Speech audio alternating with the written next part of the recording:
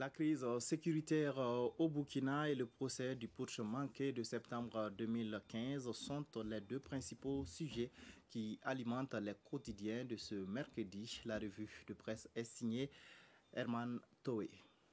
3 enseignants enlevés et relâchés par des hommes armés dans la province du Sourou. C'est le journal Le Quotidien qui nous apporte l'information. Selon ce journal, les faits remontent au samedi 19 octobre où des individus non identifiés sont arrivés à l'école primaire de Donon dans la cèpe des 10 provinces du Sourou. Après avoir interpellé 2 enseignants de cette école, les individus se sont rendus à l'école primaire de Niassari où ils sont repartis avec le 3e enseignant après avoir incendié les 2 établissements. C'est un peu plus tard que les enseignants ont été relâchés avec la mise en garde de fermeture de toutes les écoles de la cèpe, poursuit le journal.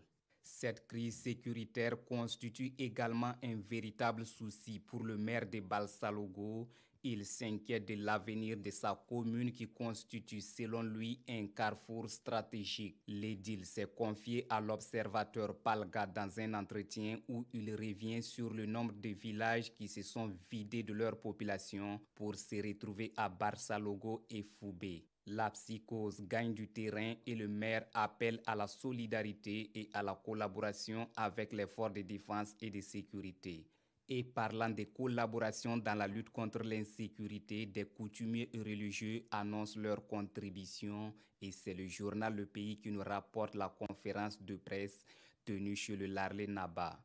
Il s'agit, selon les organisateurs, d'une initiative citoyenne pour soutenir les forces de défense et de sécurité le 26 octobre prochain. Autre sujet qui intéresse les quotidiens, c'est le renvoi au 29 octobre prochain du procès du putsch manqué pour les réparations civiles. Sidouaya précise que c'est à la demande de la partie civile que l'examen des intérêts a été reporté à cette date afin de mieux se préparer.